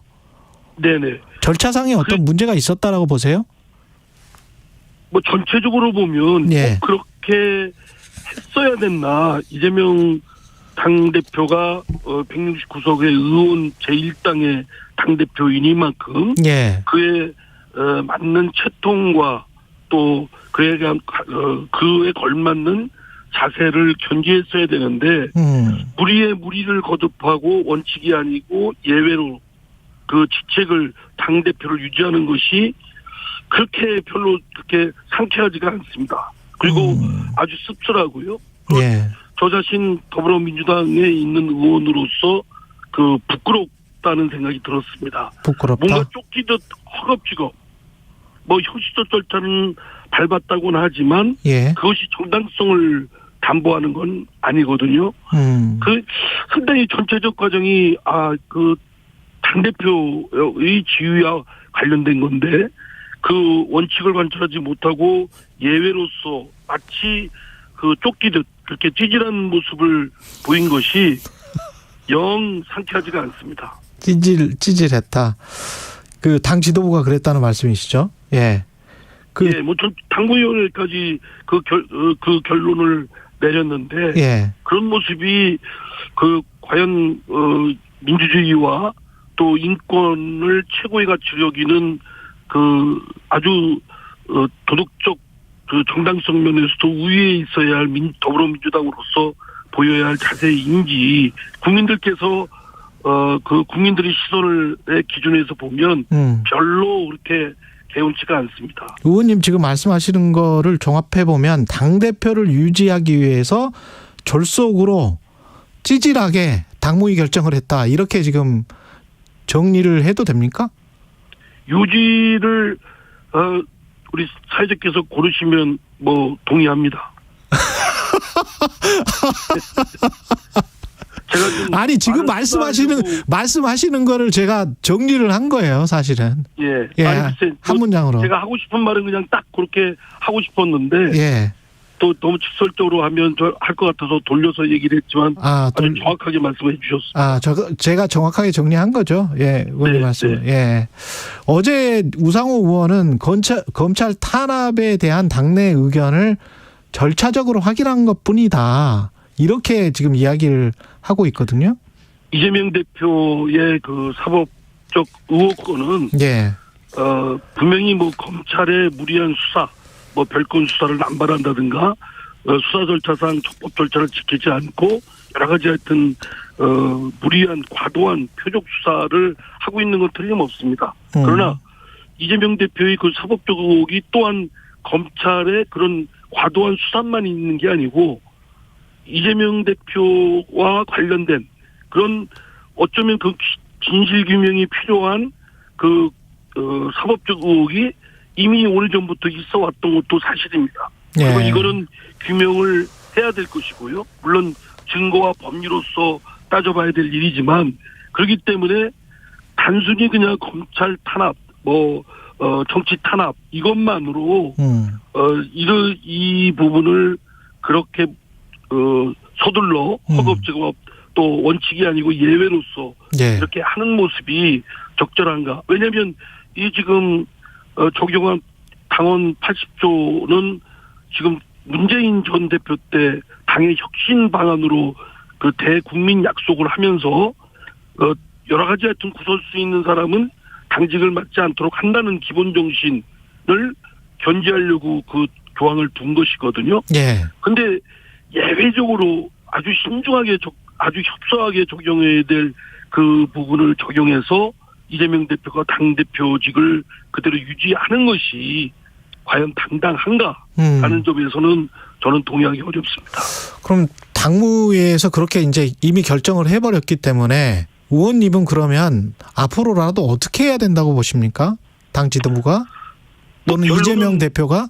이재명 대표가 뭐 전당대회에서 정당하게 또 그 압도적 그 지지를 받아서 선출된 당대표이니만큼 본인이 그 지금 본인의 사법적 리스크 때문에 당에 엄청난 먹구름을 끼치고 있고 또 부정적 이미지를 끼치고 있고 또 민생에 올인해야 되는데도 당대표권에 올인하는 그런 자기 모순적 부분이 있기 때문에 그 이재명 대표가 결단을 자신의 신상에 관해서 정리가 필요하죠. 거치 정리가. 지금이라도? 네, 그렇습니다. 가능하면 빠르면 빠를수록 저는 좋다고 생각됩니다. 왜냐하면 이재명 대표가 그 사법적 의혹에 대해서 집중해서 무고함을 밝혀야 되지 않겠습니까? 그리고 또 다른 당대로 빨리 다른 후속 체제를 갖춰서 여러 가지 하여튼 민생에 올인한다든가 또 국회 회기에 또 전념을 하는 준비를 하기 위해서는 또 그게 뭐 하루 이틀 뚝딱 되는 것이 아니기 때문에 저는 이걸 질질 끌 성질은 아니라고 생각됩니다. 다른 의원분들은 그런 말씀하시는 분들이 많잖아요. 대안이 있는가? 대안을 만들어 놓고 해야 되는 것 아닌가? 뭐 이런 이야기를 하시는 분들이 많습니다. 저 공당에서 대안이 없다는 게 말이 되겠습니까? 그러면 이재명 대표만 전적으로 의존하고 있다면 그건 1인 정당이죠. 공당이 아니고. 예. 예를 들어서 최경영의 최강시사에 우리 최 앵커님이 잠시 휴가 가시면 스톱됩니까? 다른 분이 대체할 수 있죠. 당연하죠, 그거는. 예. 우리도 마찬가지입니다. 예. 더불어민주당도 이거는 다른 당원들에 대해서 어쩌면 모욕적입니다. 왜냐하면 이재명 대표 그렇게 말하는 건 이 당이 꾸려갈 수 없다고 한다면 그거는 뭐 이재명 대표를 위해서나 우리 더불어민주당을 위해서는 있을 수 없는 일이라고 생각됩니다. 그리고 민주당 이야기 잠깐 돌아서 한 3분 정도밖에 안 남았는데요. 헌재 판결에 관해서도 페이스북에 이렇게 쓰셨더라고요. 지극히 정치적이고 양다리 걸치는 눈치 보기에 급급한 결정. 그러니까 헌재 결정이 잘못됐다고 보시는 거예요? 저는 굉장히 헌재 어제의 결정은 기회주의적으로 보였습니다. 왜냐하면 국회의원들의 심의 표결권을 침해했다고 한다면 국회의 기능에 엄청난 타격을 준 것이고, 그러면 그로 인해서 생긴 법률은 중대한 하자가 있기 때문에 무효 처리를 했어야 됩니다. 법사위에서 그 심의 표결의 절차가 하자가 있었으면 본회의에서도 그것은 승계되는 것이고, 그런데 어떻게 법사위에서의 하자가 본회의에서는 아무런 하자가 없이 치유된다고 할 수 있는 논리를 구사하는지, 만약에 그것 효력을 유지해야 된다고 했다면 심의 표결권에 침해가 없다고 했어야죠. 근데 심의 표결권이 침해가 있다고 하면서 국회라는 데가 어떤 기구입니까? 국회의원들이 모여서 각각의 국민이 대표기관으로서 심의하고 표결하는 그런 기구입니다. 그런데 그게 침해를 받았고 훼손됐다고 한다면 국회의 기능에 중대한 장애를 준 것이고, 그러면 그로 생긴 법률에 대해서는 효력 여부를 판단했어야죠. 그런데 흠은 있으나 효력은 그대로 유지한다. 이건 양다리 걸치는, 그리고 또 아주 절묘하게 5대4, 그리고 흠은 있다고 한 분 중에 한 재판관이 효력은 영향이 없는 것으로 이렇게 하는 걸 보면, 헌법재판관이 9분이 아주 절묘하게 의논을 했나? 특정상? 이런 의심까지 들고 우리 사회의 법치주의와 의회주의, 헌법적 가치와 인권, 이런 것들을 최후의 보루로서 지켜야 될 사법부가 제 역할을 하지 못했다. 당당하지가 못했다라는 생각이 듭니다. 내용, 검찰 수사권 조정에 관해서는 어떤 생각을 원래 갖고 계셨어요? 저는 당초에 검사가 태동한 배경대로 검사는 인권 보장 기구입니다. 법률 전문가로서 인권 보장 기구이기 때문에 수사 전문 기관이 아니고요. 그런데 우리는 병칙적으로 검사한테 수사 기관을 전권으로 막강한 권한을 줬기 때문에 수사 개시와 수사 종결소까지 다 줘버렸지 않습니까? 그렇기 때문에 막강한 부분에 대한 폐해가 맞기 때문에 이제 원 상태로 복귀하는 것이 이렇게 단계를 밟아서 가야 되는 것은 맞다고 생각합니다. 내용에는 동의하나 국회라는 게 절차, 민주주의라는 게 절차인데 절차에 흠결이 있었으면은 그거는 적법하지 않은 거 아니냐, 그런 말씀이시네요.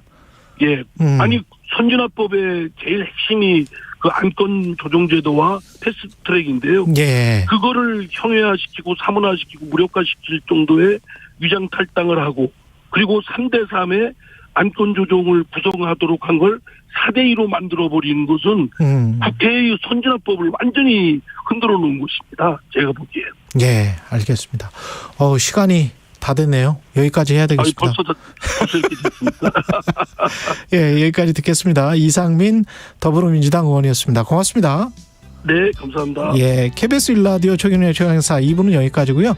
3부에서는 뉴스는 십니다 준비되어 있고요. 석윤열 서울대 원자핵공학과 교수와 함께 후쿠시마 오염수 논란도 따져보겠습니다.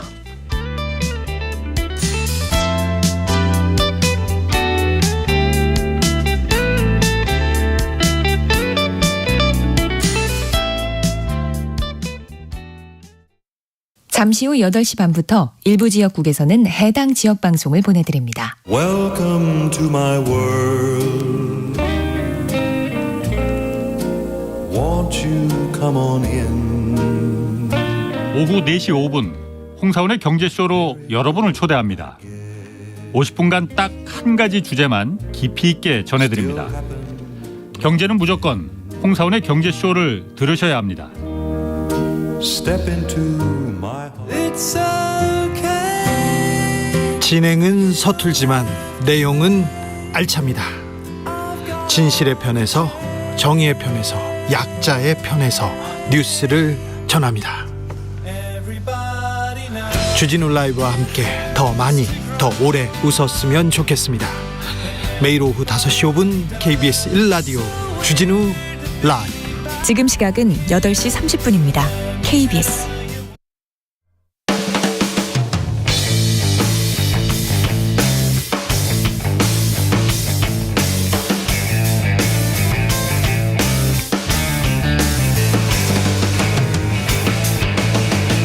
최경영의 최강 시사.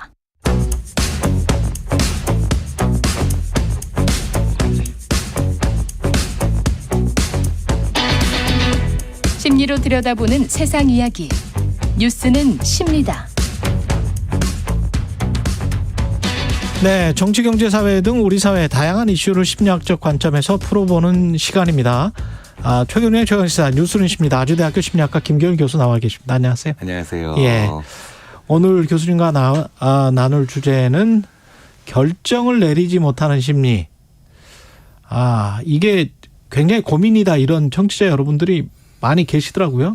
네, 이게 좋은 표현은 아닙니다만 예. 언젠가부터 우리가 장애라는 말을 거기다가 붙여서 결정장애. 결정장애다 뭐 이렇게 예. 하는데 뭐 심리학에서 쓰는 용어는 아니지만 예. 뭐 결정이 얼마나 힘드냐는 그렇죠. 그리고 어려워하는 경우가 많냐는 심리학에서 많이 연구가 되고 있죠. 네. 평소에 뭘 먹을까, 또는 이 사람과 연애를 해야 되냐 말아야 되냐, 뭐 이런 각종, 이 직장을 선택해야 되냐, 뭐 이런 각종 결정을 잘 하지 못해서 갈팡질팡하는 청취자 여러분은 지금 문자를 많이 보내주시면 또 질문을 대신해서 드리겠습니다.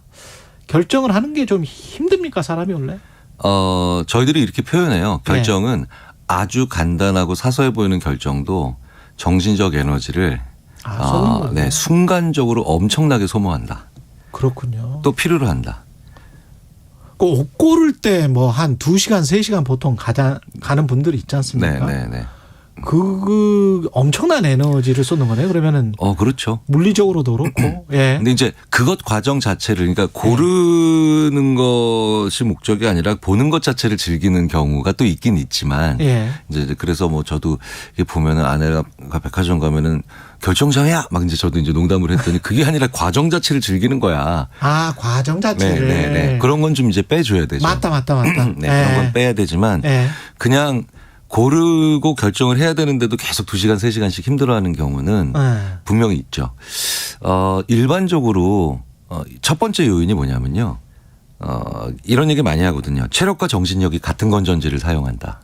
체력과 정신력이 같은 전지를, 같은 건전지를 사용한다? 네. 그러니까 체력이 떨어지면 정신력도 같이 떨어지는 거거든요. 그렇습니다. 그렇죠. 네. 그래서 제가 이제 축구 해설하시는 분들한테 이제 체력은 바닥났으니 정신력으로 싸우자 이런 얘기 좀 들어하시라고 좀 그만하자고. 그건 말이 안 된다. 네. 농담으로 이제 그런 말씀을 드리는데 정신력을 가장 많이 요하는 게 결정. 근데 체력은 정신력과 같은 건전지. 이 두 개를 합치면 우리 사회가 너무 지쳐있기 때문에 결정을 못하는 거죠. 지쳐있기 때문에. 에너지를 써야 되니까. 네네. 그거 결정하는 거를 싫어하는군요. 자기 에너지 쓰는 거를. 네네. 두 번째로는 사람이 고민을 할 때요. 중요한 걸 고민하는 게 아니라 지금 내 머릿속에서 잘 돌아가는 고민을 고민하거든요. 그렇지. 네네. 그래서 굉장히 재미있게도 엄청난 돈을 투자해야 돼. 이거 할까 말까 이런 건 머릿속에서 잘 못 그려요. 이 큰 돈에 대한 그게 없으니까. 그렇죠. 그래서 덜컥덜컥 하는 경우가 많은데 심지어 왜 영국에서 그 회사에서 엄청난 돈을 투자하는 회의는 10분 만에 끝났는데 네. 회사 본관 앞에 자전거 주차대 어디다 설치할까 했더니 임원들이 2시간을 회의를 하시더라는 거예요. 10분 만에 끝났는데 네네. 결정을 못 하는 거죠. 자전거 주차대는 2시간을 결정을 한다. 네네. 그런 경우도 있다는 게 뭐냐면 이제 두 번째 요인은 그러니까 네. 결정 장애라고 부르는 그런 그 순간에서 결정 못 하는 걸 보면 머릿속에서 사소한 게 너무 많이 돌아다니고 있어서 그럴 수도 있어요.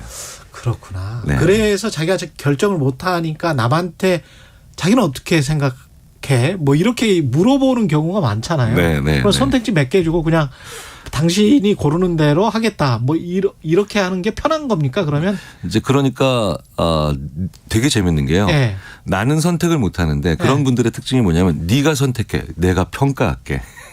그렇게 되는 거예요. 네. 그래서 네가 골라라고 얘기하는 사람들을 우리가 별로 안 좋아하는 이유가 그러니까 남편분들이 그 여자 그 아내 옷 골라주면 안 되겠네.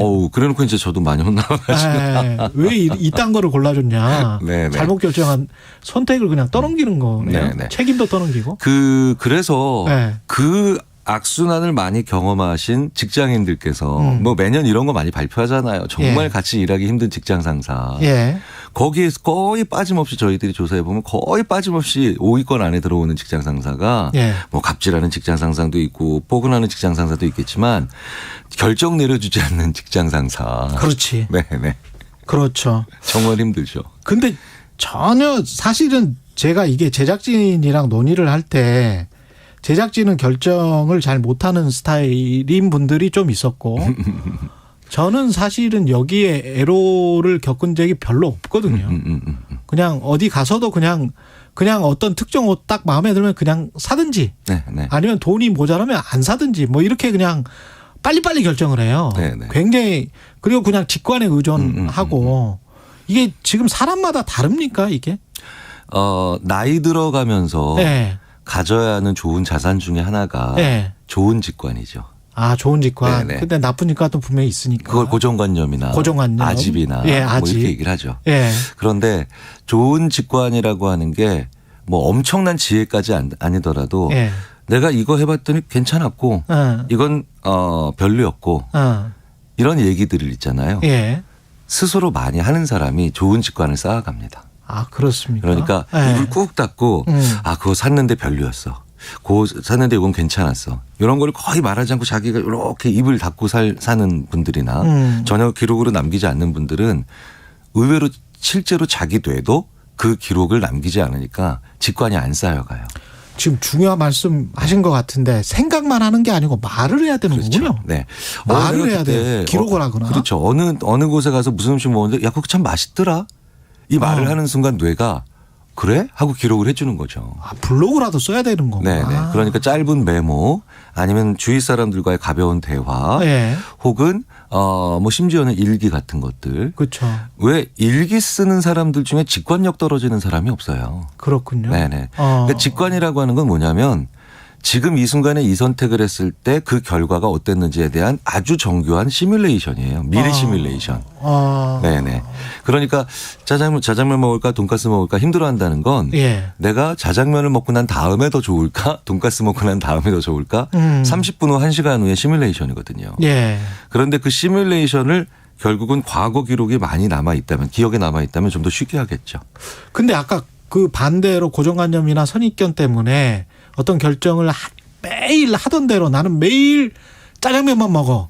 뭐 이렇게 되면 그 짬뽕이나 우동에 정말 괜찮은 맛을 또 느끼지를 못하고 또 여행지에서도 마찬가지죠.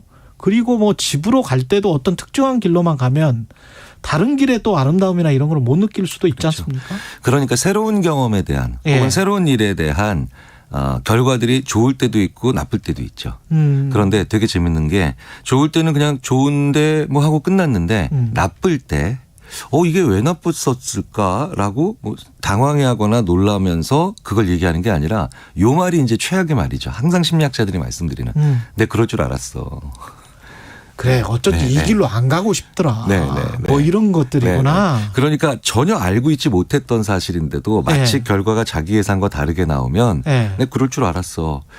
내 그럴 줄 알았어라는 말을 입에 달고 사는 분들 중에 좋은 결정하는 분을 본 적도 없고 그다음에 고집스럽게 특정한 아집에 가까운 결정하는 분들은 정말 많으시고 그리고 새로운 직관 만들어 나가는 거 정말 힘들어 하시죠. 대부분. 그렇군요. 그 가족과 지인 중에서 결정 못하는 사람들이 있으면 주변에서 뭐 도와줘야 됩니까? 어떻게 도와주면 좋습니까? 뭐 대신 결정해 준다는 거 별로 좋은 거 아니겠죠. 그다음에 왜 결정을 그렇게 못하느냐. 그것도 뭐 별로 이렇게 의미 없는 비난이겠죠. 되게 재밌는 건 아주 재미있는 농담을 하고 나거나 아니면 뭐 슬픈 영화를 보고 난 다음엔 왜 결정이라는 건 정서가 내린다고 하거든요. 정서가 내린다. 그래서 뇌에서 정서 영역에 마비가 된 분들이나 상처받은 분들이 아주 심각한 실제로 말 그대로 결정장애가 오거든요. 감수성 문제예요.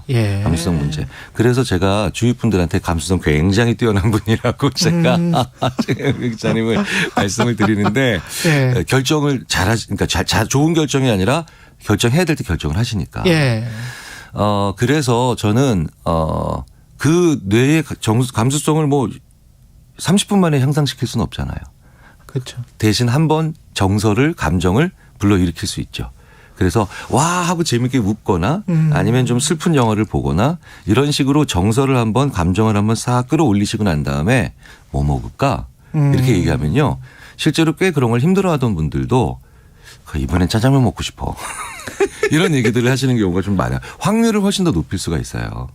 우리가 이성이 결정을 한다라고 생각하는데 정서가 결정을 한다고. 최종 결제 도장을 감정이라는 도장이 찍는다. 이렇게 표현합니다. 근데 사실 주식처럼 돈이 오가는 이성적인 판단을 우리가 한다라고 생각하는데 보통 뭐 삼성이다 LG다라고 하면 왠지 정이 가는 기업을 사게 되더라고요. 그렇죠. 주식도 마찬가지로. 그러니까 게다가 그 순간에 또 자기의 감정, 수십 년 동안 쌓아왔던 또 정서의 체계 이런 것들이 있죠. 그걸 비합리적인 결정이라고 얘기하는 것도 되게 바보 같은 생각이에요. 이것도 또 중요한 말씀입니다. 왜냐하면 수많은 CEO들이 수많은 그리고 혁신가들이 가장 이성적이고 논리적으로 완벽한 디바이스나 체계를 만들어서 우리 삶을 바꾼 게 아니거든요. 우리에게 직관적으로 가장 그래 이거네 라고 해서 거기서 딱 멈추게 만들어주는 디바이스로 우리에게 어필했던 거죠. 그러니까 우리 인간이 이성적이고 합리적인 것이다라고 하는 것의 이면에는 우리 인간의 가장 중요한 감수성과 그다음에 감정의 체계를 이해하지 않겠다라고 하는 그런 것들이 또 숨어 있을 수가 있어서요. 굉장히 우리가 많은 것들을 생각해 봐야 됩니다. 그래서 감정적으로 일을 처리한다. 이건 흥분한 상태에서 일 처리하는 거죠. 그렇죠. 그런데 일한 다음에 감정이 딱 올라온다. 이건 정말 일을 잘 처리한 거죠. 그 CEO 스타일들도 뭐 대부분의 기업이 철저하게 사전에 마케팅 리서치를 하고 그리고 소비자 조사까지 다 한 다음에 제품을 개발해서 만들고 출시를 하지 않습니까? 근데 스티브 잡스처럼 내가 좋아하는 거를 만들면 당신들도 좋아할 거라는 뭐 아주 정말 엄청난 통찰력을 가진 사람들이 있잖아요.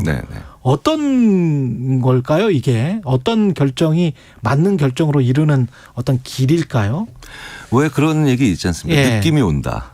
사실 그런데 그 느낌이 온다라는 게 말도 안 되는 왜 남의 어떤 그 이상한 주문이나 이상한 자문에 영향을 받는 경우가 있는데 지금도 수많은 분들이 전보로 다니고 그렇죠. 말도 안 되는 조력자 같지도 않은 사람들의 그 힘을 구하는 게 본인의 정서 체계가 예를 들자면 스티브 잡스는 그게 굉장히 궤변처럼 보일지 모르겠지만 수많은 성공한 기업인들이 최종적으로 결국은 오른쪽이냐 왼쪽이냐 앞이냐 뒤냐 갈림길에 쓰게 되거든요. 그렇죠. 그 갈림길에서 믿을 수 있는 게 뭘까요? 500명의 참모의 보고서는 아니에요.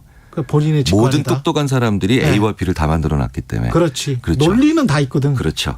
그렇다면 그 선택의 순간에서 머뭇거리지 않고 그래 한번 A로 가자 혹은 B로 가자라고 하는 건 순전히 본인의 기존의 경험 체계에 지금의 감수성과 감정 체계라는 걸 뭐 모든 심리학 연구들이 얘기를 하고 있죠.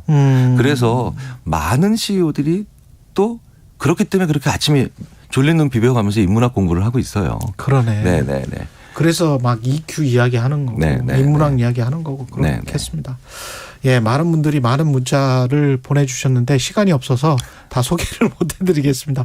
오늘 여기까지 하겠습니다. 고맙습니다. 감사합니다. 예, 뉴스는 십니다. 김경일 교수였습니다. 이 시각 출근길 교통정보입니다. 도로 위로 돌발 구간이 많은데요. 대구 포항고속도로 포항 쪽으로 도동분기점 부근에서 있었던 사고는 갓길로 옮겨져서 처리 작업을 하고 있고요. 대구 부산고속도로 대구 쪽으로 청도 휴게소 부근 갓길에서도 여전히 사고 처리 작업을 하고 있습니다. 서해안고속도로 서울 방면으로 목포요금소 부근에서는 2차로와 갓길을 막고 고장난 버스를 처리하고 있습니다. 수도권 제일순환고속도로 판교에서 구리 방면으로 구리 부근에서도 사고가 나면서 1차로와 4차로를 막고 처리 작업을 하고 있고요. 중부고속도로 남이 쪽으로 산곡분기점 부근에서는 2차로를 막고 고장난 화물차를 처리하고 있어서 부근으로 많이 혼잡합니다. 서울시내 강남순환로 수서 쪽으로 서초터널 안 3차로에는 고장난 차가 서 있고요. 이전 구간에서는 봉천터널 부근으로 차량들 서행합니다. KBS 교통정보센터에서 김민희였습니다.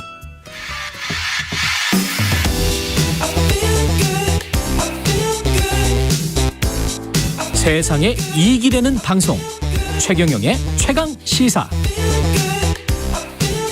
네, 일본 정부가 올 상반기 곧입니다. 후쿠시마 원전 오염수를 바다에 방류할 거라 예고를 했고요. 한일 정상회담에서 기시다 후미오 일본 총리가 오염수 방출에 협조해달라고 했는지 여부도 지금 논란입니다. 일본산 수산물이 만약에 수입된다면 안전할지 서균열 서울대학교 원자핵공학과 명예교수 나와 계십니다. 안녕하십니까 교수님. 네, 좋은 아침입니다. 예. 후쿠시마 오염수가 지금 132만 톤 규모라고 하는데 차례차례 바다에 내보낼 계획이라고 하고 이게 어느 정도 규모일까요? 132만 톤이면? 132만 톤이면 일단 우리 롯데 월타워 있잖아요. 예, 제일 큰 가득 거. 채우고도 한 절반이 남아요. 많죠. 굉장히 많습니다. 그런데 문제는 도쿄전력도 일본 정부도 진실을 가리고 있는 거죠. 왜냐면요. 네. 자, 그거를 28년, 30년에 하루씩 계속 내보내죠. 그러면 대개 130톤이 돼요. 하루에요. 예. 근데 문제는 지하수가 또 130톤씩 흐른다는 거죠. 그래서 지하수가. 네. 자, 그럼 어떻게 할까요? 그 오염수거든요. 예. 근데 지금 왜 흘려보내죠? 둘 곳이 없으니까. 둘 곳이 없으니까. 자, 그러면은 단순 계산으로 130 포택에 250톤이 넘죠. 하루에요. 예. 자, 그런데 그것뿐만 아니고 또 희석까지 시킨다고 해요. 예. 그러면은 250톤도 아니고 2만 5천 톤입니다. 그렇죠?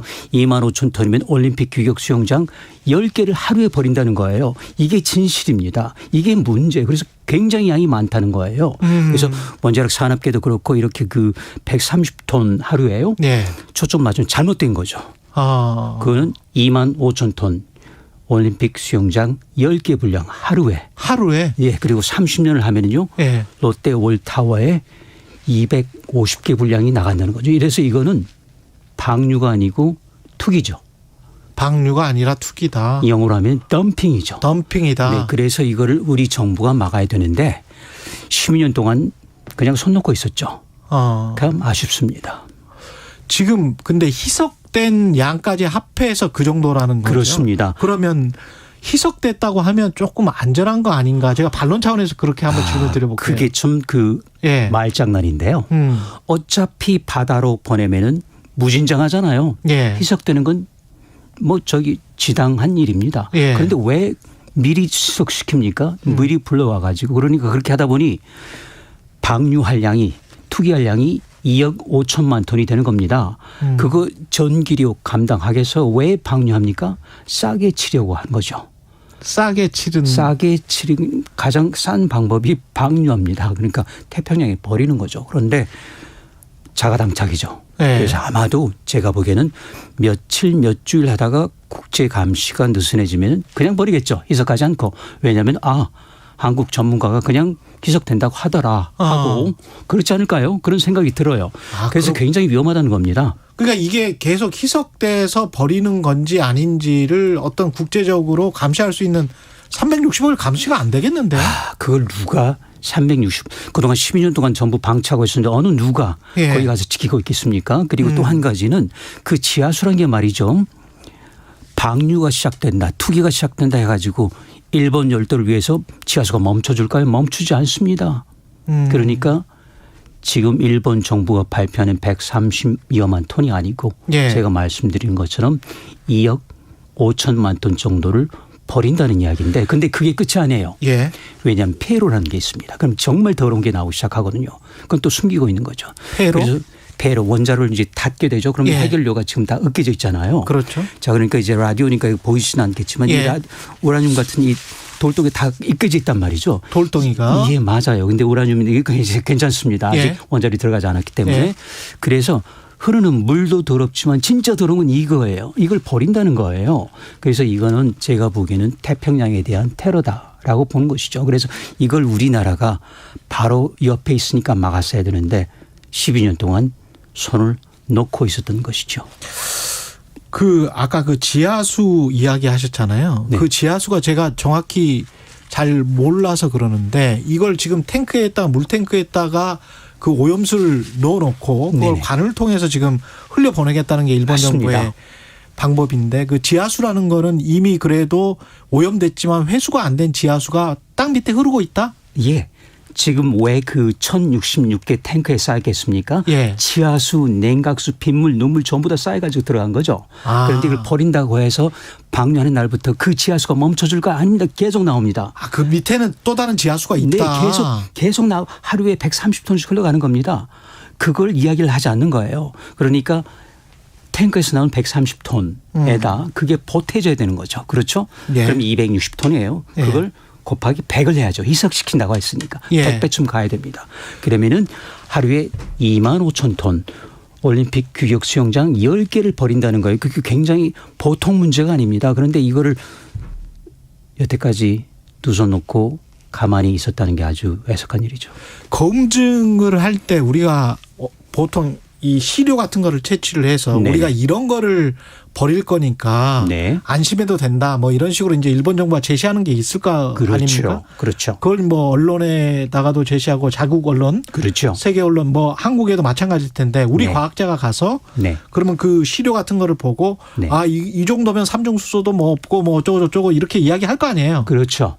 근데 그건 믿을 수 있습니까? 그런데 그 기회를 주지 않는다는 것이죠. 지금 뭐냐면은 국제 원자력 기구도 그렇고 더욱이 이제 우리나라 전문가도 참여합니다. 한 사람이요. 그리고 원자력 기술원에서 분석을 하는데 문제는 도쿄 전력이 잘 떠온 것을 그냥 받아와 가지고 하는 거예요. 이거 말고 탱크 위에 가운데 밑에 깔려 있는 것들 전부 다 그리고 지금 나가고 있는 지하수 때문에 오염된 어패류 그리고 해저류 또 갑각류 전부 걷어와 가지고 장화신고 들어가야 되겠죠. 그런 다음에 이걸 봐야 되는데 그냥 도쿄 전력이 떠다 준 물만 얌전하게 갖다 하면은 이게 대표성이 있을까요? 그리고 삼중수소가 문제가 아니고 거기 들어간 아까 보여드린 우라늄 덩어리 있죠. 거기서 나오는 방사선 물질 이거 자체가 문제인데 지금 엉뚱하게 삼중수소로 몰고 가고 삼중수소는 사실 물론 유해하지만 괜찮아요. 그보다 1000배, 1700배 더 독성이 강한 방사성 세슘, 스트론튬, 요드, 플루토늄 이런 게 문제인데 그거 아무도 말하지 않잖아요. 왜냐하면 이걸 소위 모자식이라고 합니다. 꽉 눌러버리고 삼중수소를 전부 전혀 별로 해도 되지 않는 데다 우리 주위를 끌어버린 거죠. 잘못된 겁니다. 그러니까 이걸 바로 이것부터가 과학이에요. 그걸 한 다음에 과학적 자료를 검증해야 되는데 사실은 길이 멀죠. 한 가지만 더 그 자연 정화 이론을 믿는 분들 이렇게 쭉 가서 태평양으로 먼저 이제 캐나다나 미국 쪽으로 갔다가 이게 돌아오는 거잖아요. 그렇죠. 그래서 우리가 바로 옆이지만 그렇게 한번 돌아오면 좀 세척이 또 희석이 되지 않을까 이렇게 주장하시는 분들에 관해서는 어떻게 맞습니다. 절적으로 동의합니다. 그런데 가는 길에 생태학적 영향, 거기에 쌓이는 침전되는 것들, 거기에 건너가는 어류가 참치가, 갈치가 또는 대구가 한두 마리겠습니까? 수백 마리, 수천만 마리 되겠죠. 자, 그 녀석들은 해류하고 상관없이 마음대로 울타리를 다닙니다. 자, 그걸 어떻게 할까요? 어떻게 잡습니까? 그리고 또 한 가지, 그보다 더 중요한 것은 해류가 문제가 아니고 표면에서는 그렇게 갑니다. 가서 예. 돌아올 때는 짧게는 2년, 길게는 5년 걸리는데 좀 더 밑으로 해저 200m 밑으로 가면 이게 또 달라져요. 이거는 또 밑으로 바로 대만 쪽으로 갔다가 바로 제주도 옵니다. 그거는 그렇게 돼요? 1년도 안 걸려요. 그런데 그것도 지금 정부가 발표를 막고 있죠. 이건 서울대에서 발표한 겁니다. 그러니까 표충수라고 하는 거는 되게 맞아요. 그런데 네. 아시다시피 라니뇨, 엘니뇨 있잖아요. 지금은 우리가 예측이 불가능한 겁니다. 그리고 아까 말씀드린 대로 거기서 그 예측했던 거는 다른 물질은 하나도 없다.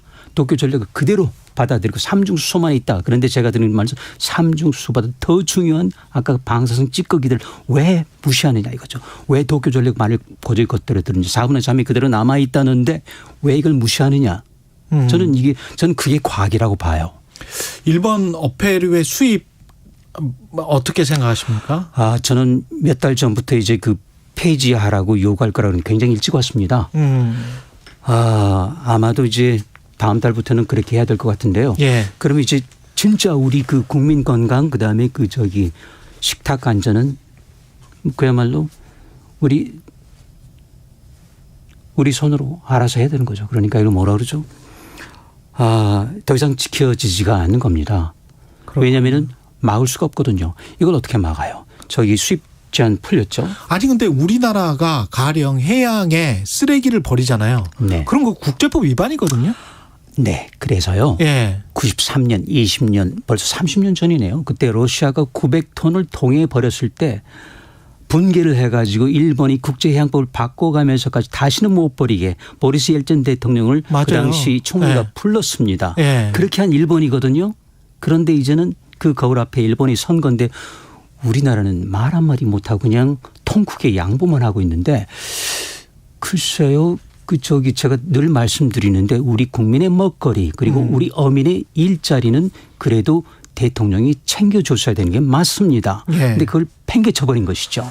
통큰 양보를 하면서 이건 정말 잘못됐어요. 올 때 무슨 뭐 방사능 검사를 해보겠다 수산물에 관해서 이거는 네 되는데요. 그건 사후 약방이라고 사후 약방문이다. 그 잡기 힘듭니다. 웬만한 구닥다리 가지고는 안 되는 것이고요. 그래서 일단 풀려버리면 우리가 잡기는 힘들다. 그래서 그냥 각자 도생하는 수밖에 없다 하는 말씀을 드린 거죠. 심각하네요. 예, 여기까지 듣겠습니다. 서균열 서울대학교 원자핵공학과 명예교수였습니다. 고맙습니다. 네.